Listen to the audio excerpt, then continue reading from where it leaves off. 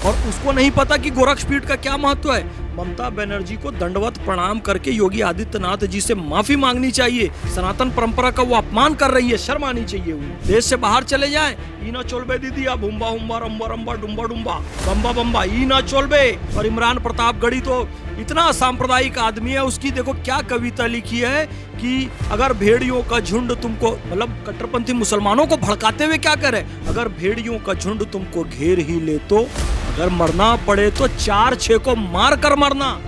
सनातनी हिंदुओं को एक तो भेड़िया कह रहा है और दंगे भड़का रहा है कि 4-6 को मार दो मरने से पहले। इनको राम जी से भी आपत्ति है, गौ माता से भी आपत्ति है, कुंभ से भी आपत्ति है, सनातन संस्कृति से भी आपत्ति है, भगवा रंग से भी आपत्ति है, साधु संतों से भी आपत्ति है, सनातन के जितने प्रतीक हैं सबसे आपत्ति है। मुर्शिदाबाद की तस्वीरें आप देख रहे हैं, चैनल से लेकर अखबारों में, सोशल मीडिया में भी। फैज़ खान को मुर्शिदाबाद के हालात देखकर कैसा महसूस हो रहा है? बड़ा दुख हो रहा है एक भारतीय मुसलमान होने के नाते, क्योंकि हम उस धर्मनिरपेक्ष देश में रहते हैं जहाँ की धर्मनिरपेक्षता बहुसंख्यक हिंदुओं के कारण है। हमारा धर्मनिरपेक्ष संविधान इसलिए है क्योंकि बहुसंख्यक हिंदुओं ने बनाया है, जिसके कारण भारत में सबसे ज़्यादा मस्जिदें हैं, मुसलमान हैं, हमारी शरीयत सुरक्षित है यहाँ के धर्मनिरपेक्ष संविधान के कारण। वो बहुसंख्यक हिंदू आज पलायन करने को मजबूर हैं। जब हम यहाँ पर चर्चा कर रहे हैं तो उनके पास छत नहीं है, 500 परिवारों के पास, उनके पास खाने के लिए खाना नहीं है, बच्चों के पास दवाई नहीं है, वो बिलख रहे हैं, रो रहे हैं। बड़ी तकलीफ़ हो रही है एक भारतीय मुसलमान के रूप में मुझे देखकर। और ये देखकर आपको कैसा लगता है कि जब वहाँ की जो सरकार है टीएमसी की, उसमें जो कोलकाता के मेयर भी रहे, फिरहाद हाकिम जो मंत्री भी हैं, अर्बन डेवलपमेंट जैसा पोर्टफोलियो है उनके पास, वो कहते हैं कि भाई पलायन अगर बंगाल से बंगाल में ही लोग जा रहे हैं तो ये क्या पलायन हुआ? ये ऐसे इतने असंवेदनशील बयान जब फैज़ खान सुनते हैं तो उनको क्या राजनीतिक गर्त में जाती हुई दिखाई देती है या तुष्टीकरण आसमान पे जाता हुआ दिखाई दे रहा है? तुष्टीकरण आसमान को भी पार कर गया है और राजनीति गर्त में बहुत नीचे जा चुकी है। इतने नीचे गिर चुकी है कि लोग भूख से तड़प रहे हैं, उनके पानी में जहर डाला जा रहा है और कह रहे हैं बंगाल टू बंगाली हो रहा है। मुर्शिदाबाद से मालदा गए हैं। इनके कहने का मतलब है कि कश्मीर की तरह यदि कश्मीर पूरा खाली हो जाए तब इसे पलायन मानेंगे और फिर कहेंगे जी ये तो भारत से भारती गए हैं। वो उस दिन का इंतज़ार कर रहे हैं कि बहुसंख्यक हिंदू, जो विश्व की सबसे उदार विचारधारा है, वो पूरे भारत से खाली हो जाए। और उन्हीं के एक घोष ये कहते हैं, जो कि प्रवक्ता है, कि बीएसएफ का हाथ है इन दंगों के पीछे। सोशल मीडिया में इन्हें टीएमसी कहा जाता है। मैं विरोध करता था, भाई गलत कहते हो, सही कहते हैं इन लोगों को टीएमसी। अरे बीएसएफ ये दंगे करवा रही है, ये संघ ये दंगे करवा रहा है। कम्युनिस्टों की सरकार रही, ममता बनर्जी की सरकार रही, कब बीजेपी और संघ वहां पर आया? भाई शर्म आनी चाहिए इन लोगों को। चम्मच चोरी पकड़े गए थे 2018 में, लंदन के 5 स्टार होटल में चम्मच चोरी करते हुए पकड़ी गई थी ममता बनर्जी और इनके सारे पत्रकार। सीसीटीवी कैमरा में, झूठ नहीं बोल रहा हूं, आप कितने बड़े चैनल पर बोल रहा हूं, निकालिए 2018 की सारी पेपर कटिंग और सारे न्यूज। वो बता रहे हैं कि बीएसएफ दंगे करवा रही है। बंगाल टू बंगाल विभाजन, क्या चाहते हो? देश से बाहर चले जाएं। ईना चोलबे दीदी अब हुम्बा हुम्बा रंबा रंबा डुम्बा डुम्बा बम्बा बम्बा ईना चोलबे।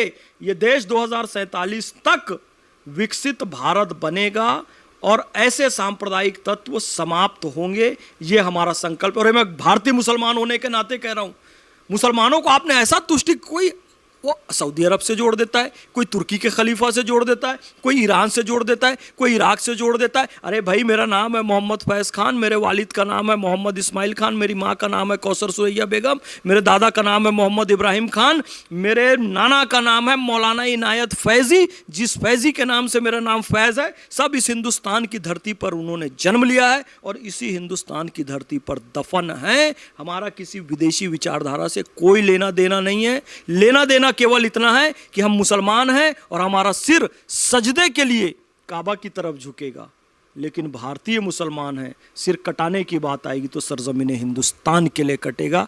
ये फरहाद और ये सब जो बोल रहे हैं, ये सब शैतानी विचारधारा के लोग हैं। आपने टीएमसी के प्रवक्ता का नाम लिया। एक बड़ी देश की जानी मानी पत्रकार रही थी सागरिका घोष, जिन्होंने कहा था कि मैं कभी राज्यसभा का टिकट नहीं लूंगी। वक्त के साथ उनके विचार बदलें। अब उनका परिचय है कि टीएमसी के राज्यसभा सांसद हैं। उन्होंने सोशल मीडिया में एक रिपोर्ट शेयर की है और कहा है कि बिहार से लड़के गए हैं उनका इशारा बीजेपी और आरएसएस के वर्कर की तरफ है कि बिहार से ये लोग गए हैं और बंगाल में जाके दंगा किया। तो ये तो बिहारियों को सोचना चाहिए कि जहाँ दिनकर जैसे कवि हुए, समर शेष है नहीं पाप का भागी केवल व्याध, जो तटस्थ है समय लिखेगा उनका भी अपराध, याचना नहीं अब रण होगा जीवन जय या कि मरण होगा।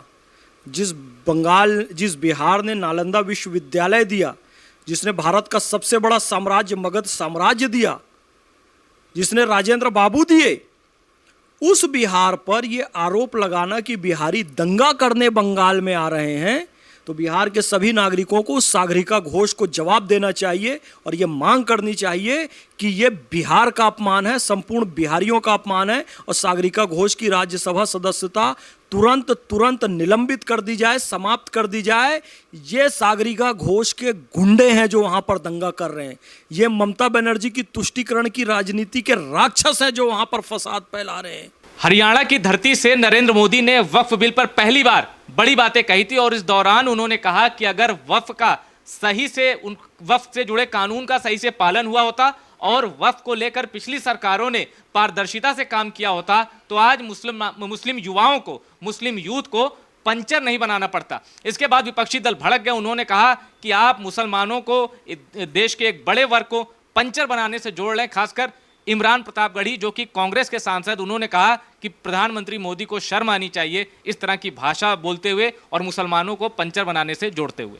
मोदी जी ने तो बहुत छोटी और प्यार से बात कही कि मुस्लिम युवा आज पंचर बना रहा है।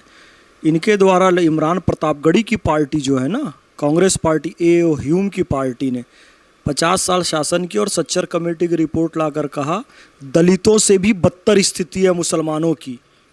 ये सच्चाई है, ग्राउंड रियलिटी है। उसका छोटा सा एक भाग बताया मोदी जी ने कि मुसलमान आज केवल पंचर बना रहा है। और तुम्हारी सच्चर कमेटी की रिपोर्ट कह रही है मुसलमान शिक्षा में सबसे पीछे है, कच्चे घर सबसे ज़्यादा मुसलमानों के, मुसलमान सबसे ज़्यादा गरीब, अकाउंट में सबसे कम पैसा मुसलमानों के, सैनिटाइजेशन में मुसलमान सबसे पीछे, हर चीज़ में मुसलमान सबसे पीछे। तो सारी गंदगी तो तुमने बताई और न केवल बताई बल्कि किया भी। और इमरान प्रतापगढ़ी तो इतना सांप्रदायिक आदमी है, उसकी देखो क्या कविता लिखी है कि अगर भेड़ियों का झुंड तुमको, मतलब कट्टरपंथी मुसलमानों को भड़काते हुए क्या करे, अगर भेड़ियों का झुंड तुमको घेर ही ले तो अगर मरना पड़े तो 4-6 को मार कर मरना। सनातनी हिंदुओं को एक तो भेड़िया कह रहा है और दंगे भड़का रहा है कि 4-6 को मार दो मरने से पहले। गृह युद्ध की धमकी देने वाले की राज्यसभा सदस्यता समाप्त करनी चाहिए। मैं तो ये कहता हूं मोदी जी ने जो कही ग्राउंड रियलिटी बताई है। मुसलमानों के शुभचिंतक हैं, वो कह रहे हैं भाई मुस्लिम बच्चे आओ IAS IPS भी बनो, आओ हुनर हाट भी लगाओ, आओ कौशल भारत कुशल भारत से जुड़ो, रोजगारों से जुड़ो, आओ सबका साथ सबका विकास सबका विश्वास के तहत सबको बराबर भागीदारी मिलनी चाहिए। ऐसा नहीं है कि केवल मुस्लिम युवा पंचर बनाता रहेगा, मुस्लिम युवा IAS भी बनेगा, IPS भी बनेगा, क्योंकि नारा दिया एक हाथ में कुरान और एक हाथ में कंप्यूटर। यह सत्य है।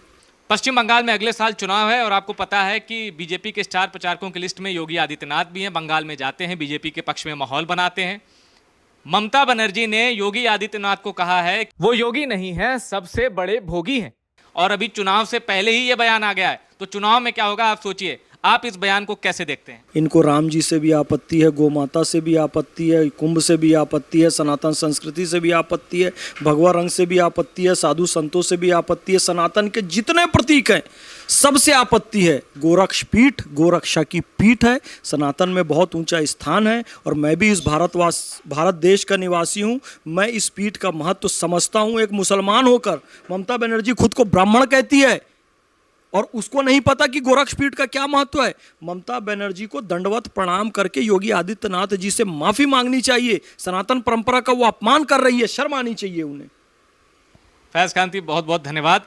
और ये आपने अपनी बात रखी, जो भी आपकी पहचान है राष्ट्रवादी की, गौ भक्त की और कुरान और संविधान की भी आप जानकारी रखते हैं और उसी के हवाले से आपने तमाम विषयों को हमें समझाया। बहुत बहुत शुक्रिया आपका।